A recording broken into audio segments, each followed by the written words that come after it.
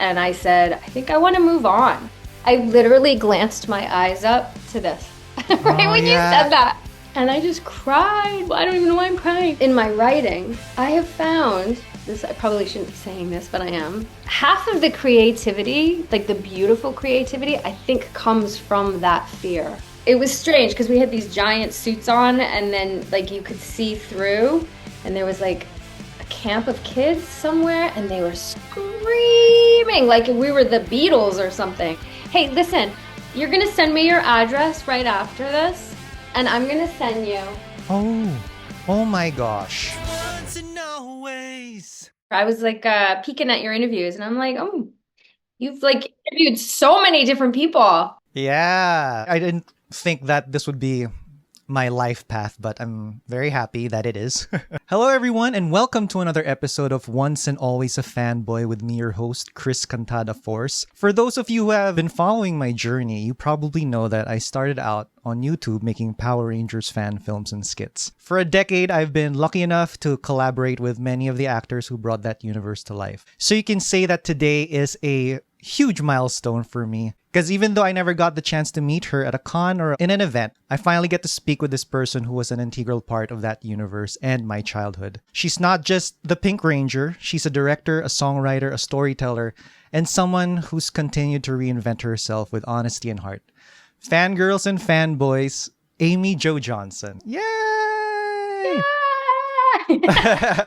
Welcome to the show. This is truly very exciting for me. Oh, I love that. I'm happy to be here. So, we just celebrated the 30th anniversary of the Power Rangers movie.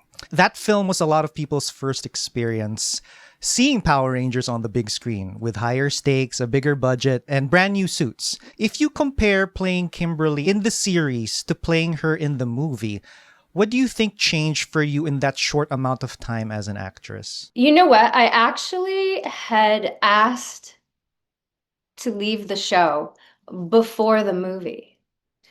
I was kind of done. I had done, I think, around 130 episodes, and I was 22 years old, and I went to the producers who were great, and I said, I think I want to move on. I think I'm ready to go and pursue my career as an actress. And Shuki Levy, who was like the sort of the main producer for cast at that time, said, okay, but will you do the movie and 15 episodes, 15 more episodes, and Susie Q? And I was like, well, that is a fantastic deal. I said, yes, that sounds great. So it was I had a really great exit from the show. I also got this beautiful Gibson guitar, which is sitting over there as well as sort of a parting gift. Oh, awesome! My experience on the movie was being far away from home for the first time in Australia, which was incredible. Shooting on 35 millimeter and like this massive, like the budget was way bigger, obviously, than the TV show.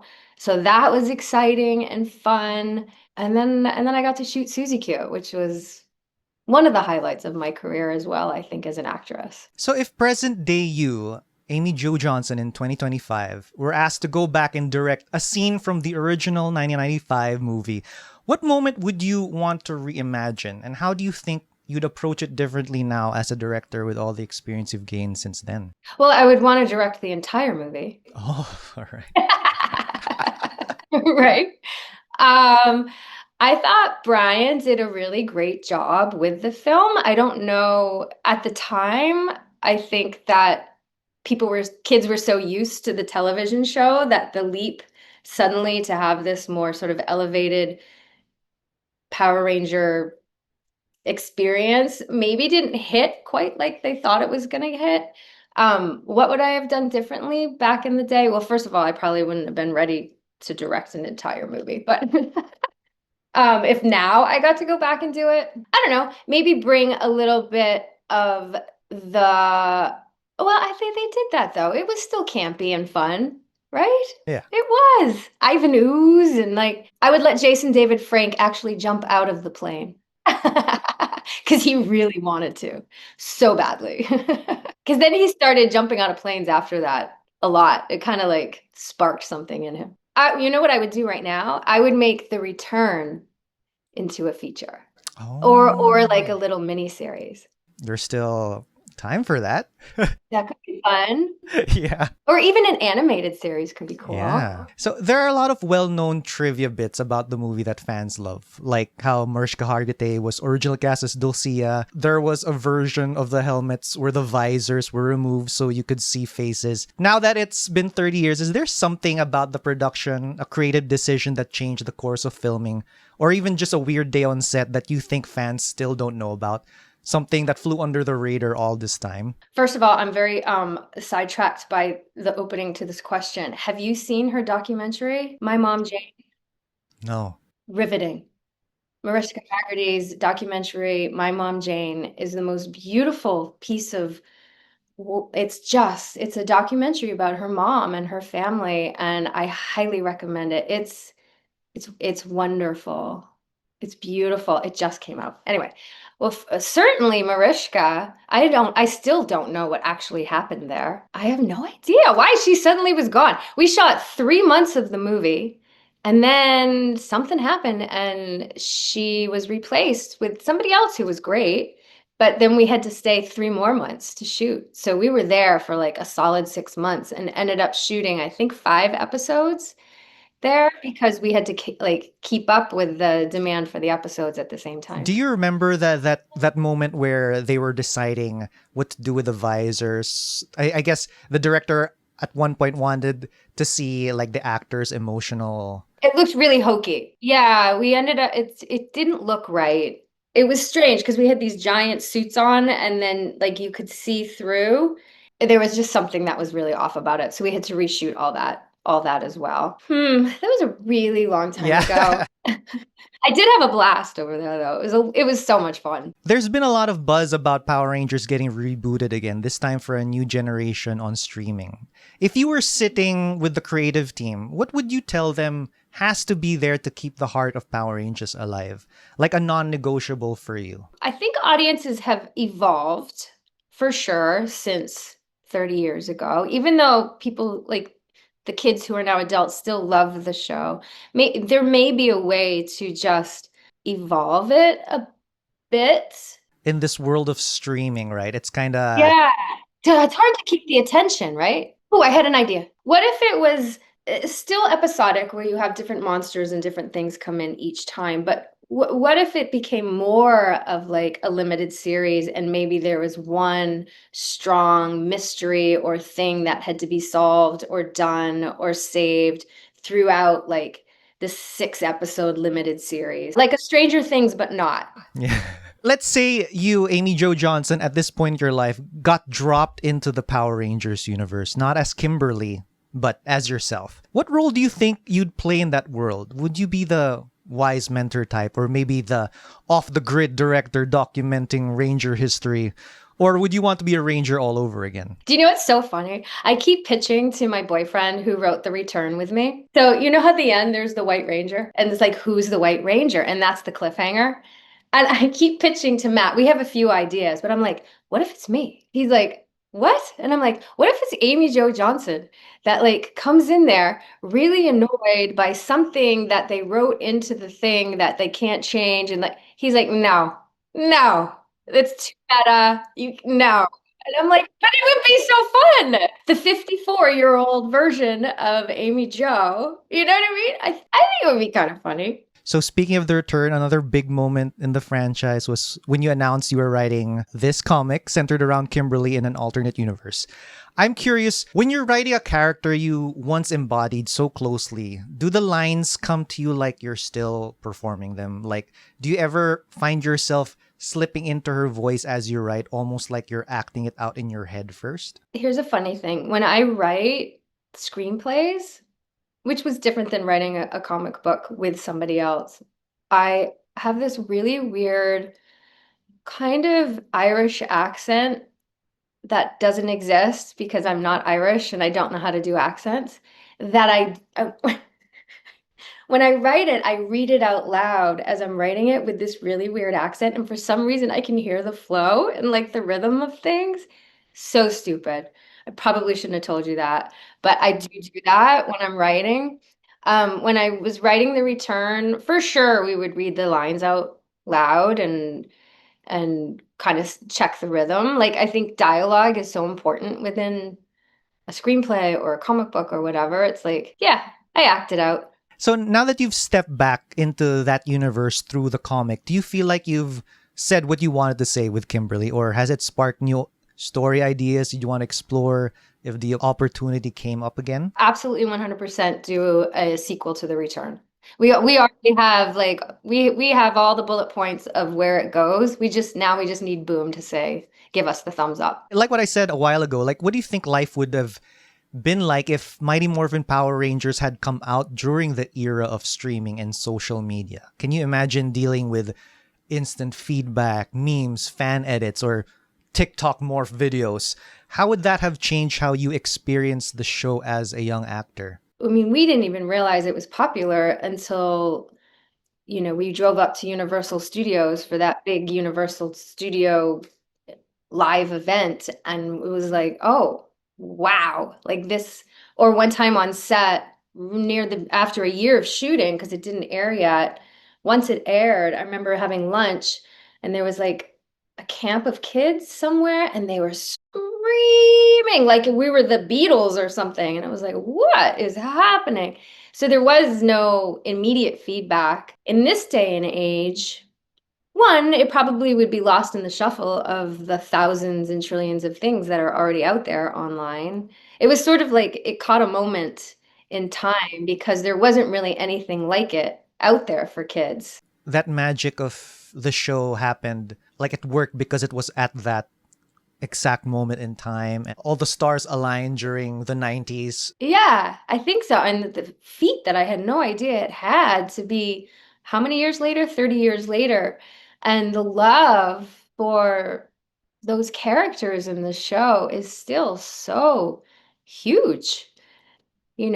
All these little kids who are now adults. It's like it's really it's very heartwarming and it's really it's pretty cool. I just want to share that I actually have your album. Oh, I actually wasn't able to get this signed in person. Like a friend of mine went to one of your shows, maybe in LA, and got it for me. aw, I love that. Your music has this really raw personal feel to it, like open letters set to melody. What's something music helped you express that acting never really could? I've always kept music to the sidelines as a place when I'm struggling with my career. Like the in-betweens is when I would like go to music because I can do that every day.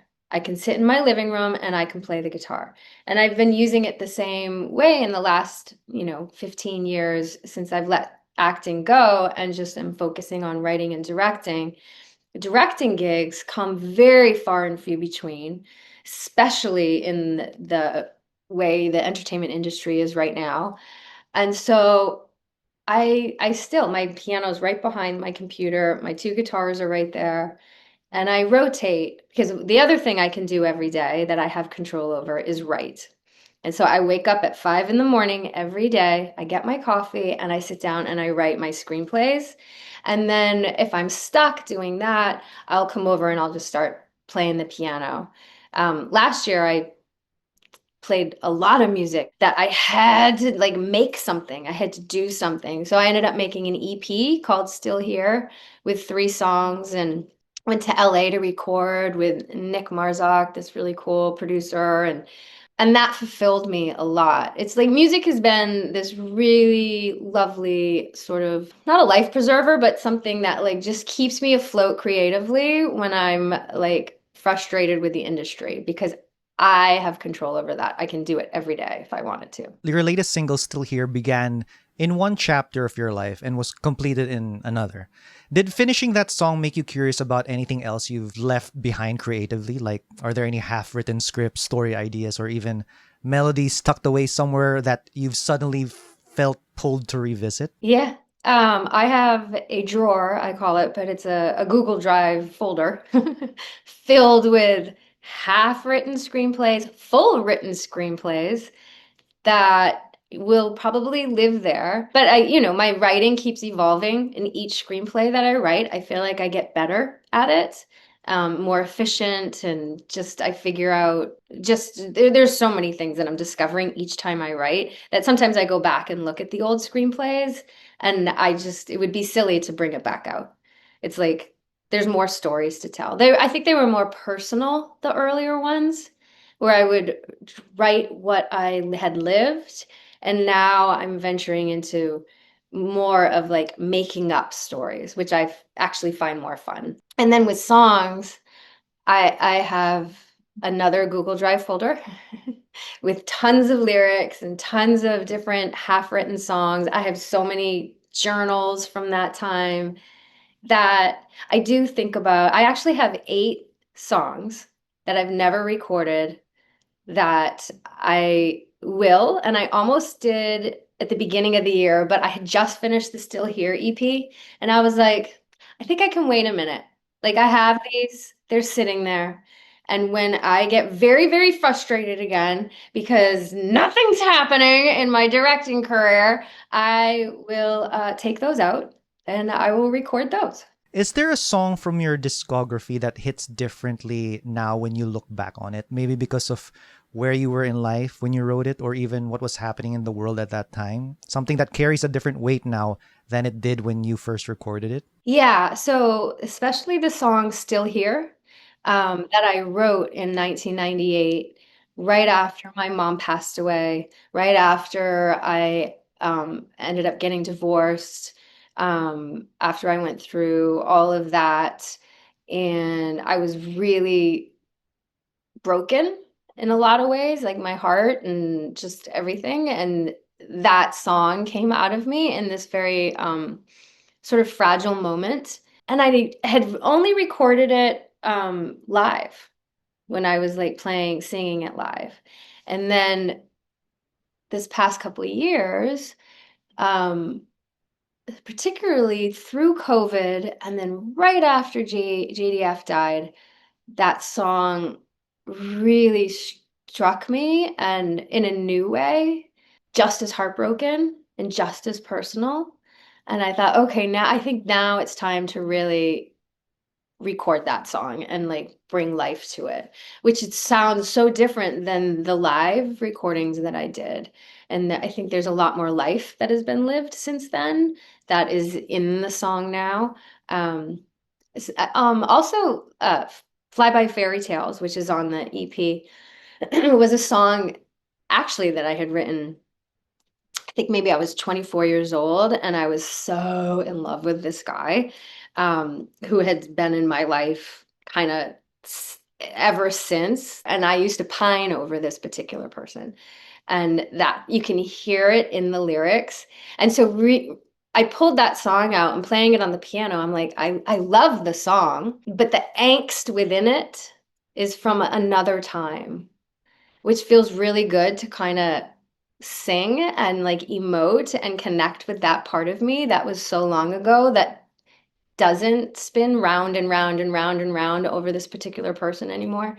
So it was kind of fun revisiting that song from this perspective now, on the other side of getting off the merry-go-round or whatever it was. So, since my podcast is called Once and Always a Fanboy, what's something that's making you fangirl right now? Like, whether it's a new artist, a filmmaker, a book, or even just a moment in pop culture that's lighting you up. Okay, a couple of things, lots of things. I watch everything. I try to watch as much as I possibly can.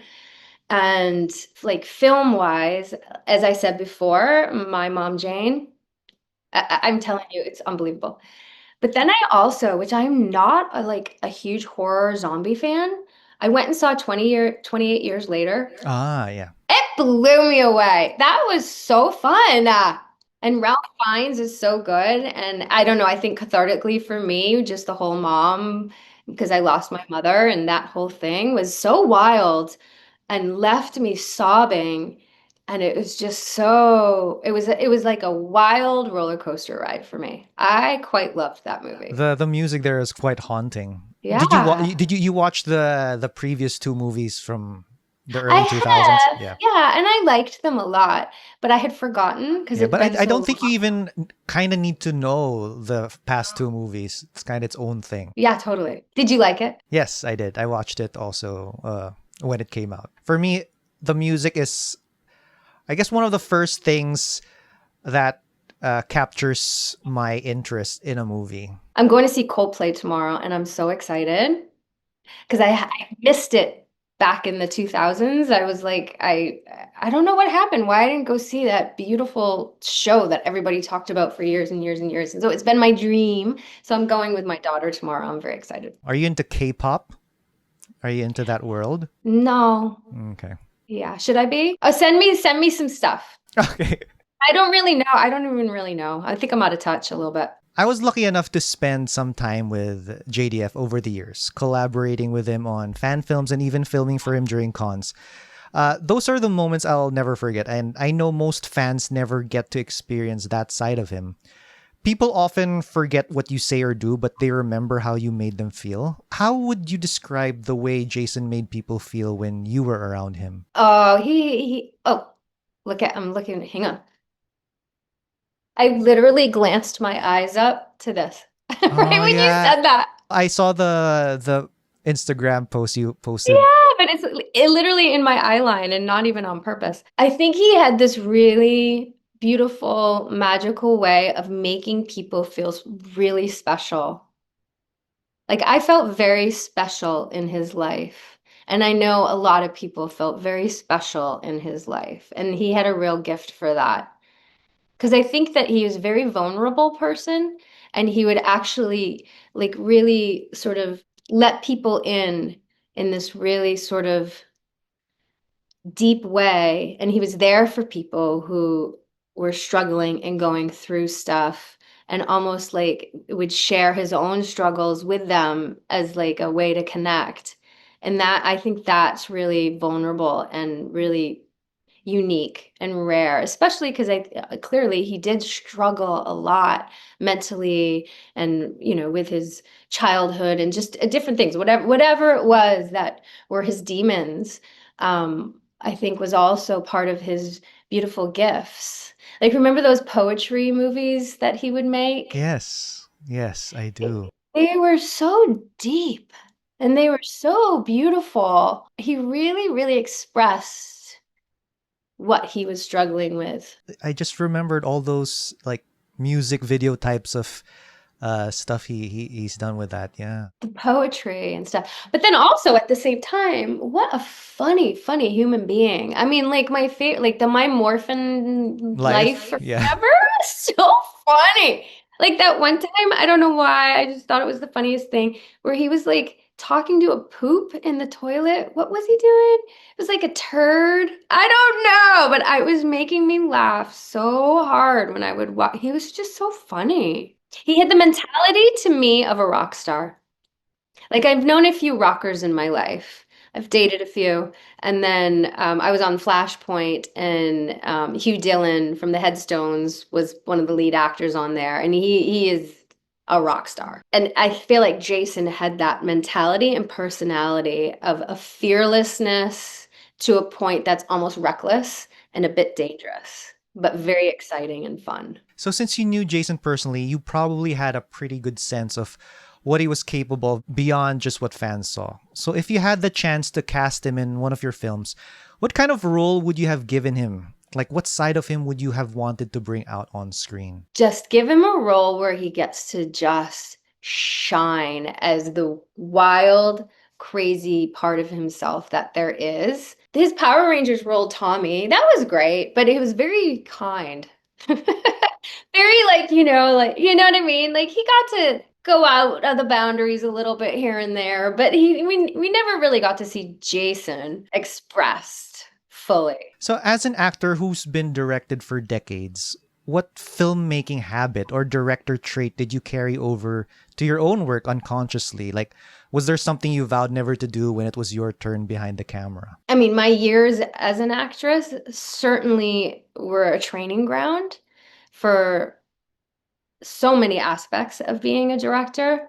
The biggest learning curve for me was probably post-production of like, oh, what the heck happens after you step off the set and you go home, like the editing and the putting the movie together and all that. I'm very hungry and open, and like I when I got to direct Superman and Lois, that episode, it was, I find that every part of my personality is being utilized and used in the most exciting, best way when I'm actually wearing the director's hat. And I feel like there's so much to learn. Like some of my favorite directors is Park Chan-wook. I don't know if you ever seen The Handmaiden. Like there's so many directors out there that I would love to just go and sit and watch and, and learn from. At the same time, I just want to do it. I love it. I have like three features right now written with producers and we're casting, but it all just takes so damn long. So the next time I'm standing on a set and that first day of shooting and I am wearing the director's hat, I'm going to kiss the ground and I'm going to be so appreciative of every moment and every person that is surrounding me because it's far and few between that you actually get to direct when you're a director. And I didn't know that. Like acting, I just worked as an actress. Like boom, as soon as I started, as soon as I got to LA, I just worked all the way up until I said, I don't want to do that anymore. I want to direct.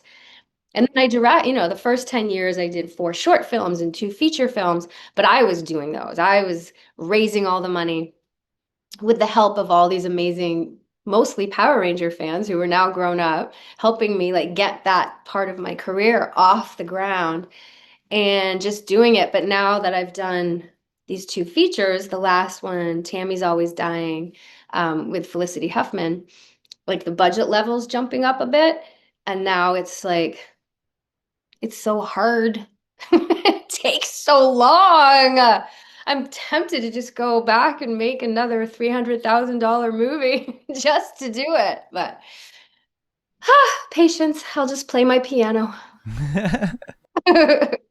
Are there any like small rituals you've picked up over the years that help you feel centered before diving into any project? Yeah, like right before I went to go shoot Tammy's Always Dying, I was losing my mind, terrified. And this was the one that I shot with Felicity Huffman. Um, and that was very intimidating and scary for me. And I was like, oh boy, here I go. It was like 2 weeks before we started filming. Half of the creativity, like the beautiful creativity, I think comes from that fear, comes from the nerves. Because if I was complacent and was like, I got this, then my mind wouldn't be spinning as much and I wouldn't be like, it wouldn't be as exciting. I'm very good at problem solving, and I think that's what directing is. It's problem solving. And it's funny because my first AD on Tammy's Always Dying was Matt, who's my boyfriend now. Like we really connected during that film. And here's a little private, interesting story. So we shot for 18 days, anyway, going 100 miles per hour shooting this movie. And Matt was my first AD and really had my back throughout the whole thing. And it was a wild, fun shoot. And like, as the director, who's like almost like the leader, I can't break down and cry. I can't have a moment where I'm vulnerable. And I didn't. I was like, boom, boom, boom, here we go. And it was the last day of shooting. And I think I had like hit my wall. And it was this moment where I couldn't even see straight anymore.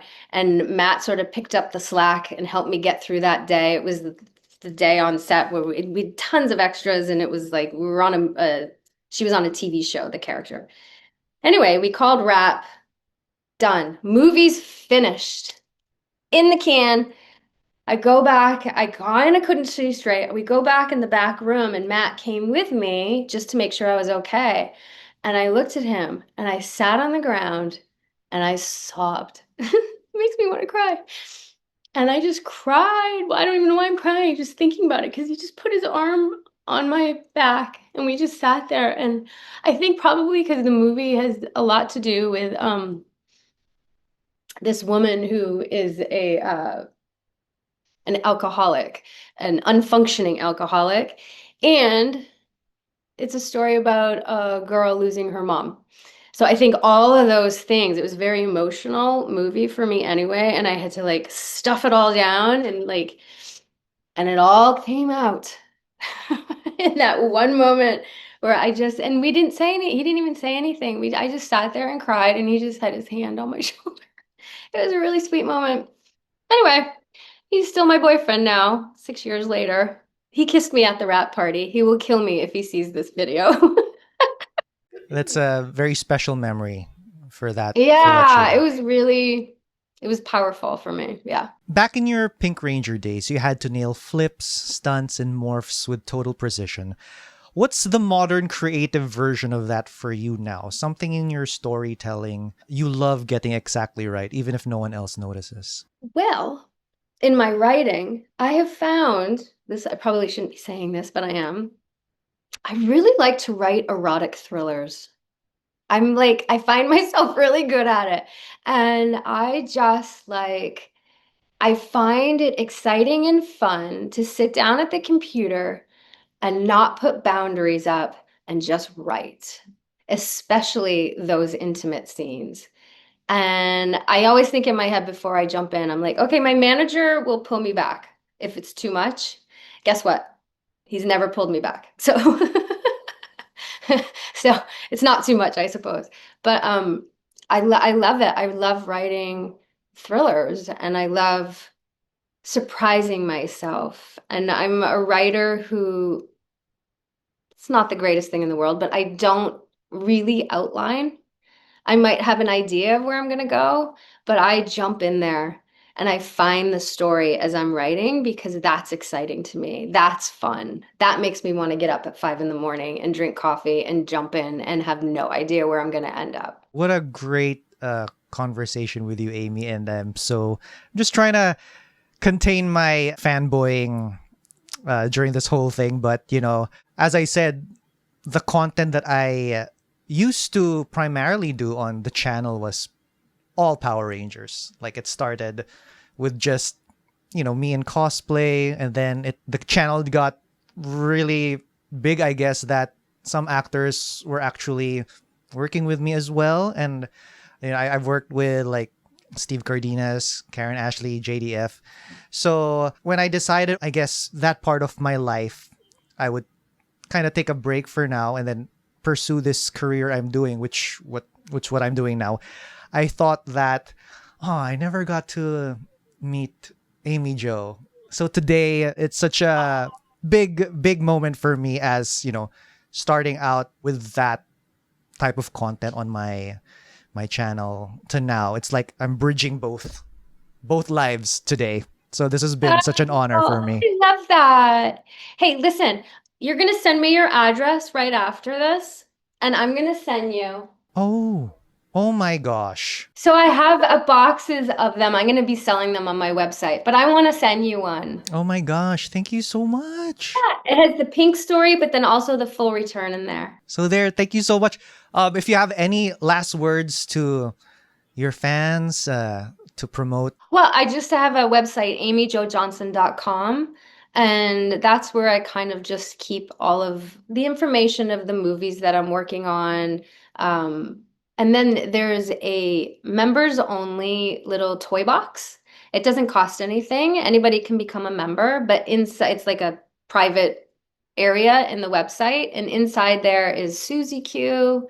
I put the whole movie up. I have The Space Between, which is my first feature, and then just a bunch of other stuff in the toy box if anybody wants to become a member. Thank you so much. I just want to also share this is probably the only thing that has stayed since 30 years ago and it's still alive. My VHS, which I will never get to. Do you have a VHS player? No, not anymore. But so there. Thank you so much, and have a great rest of your day. Thank you so much. You too, you too.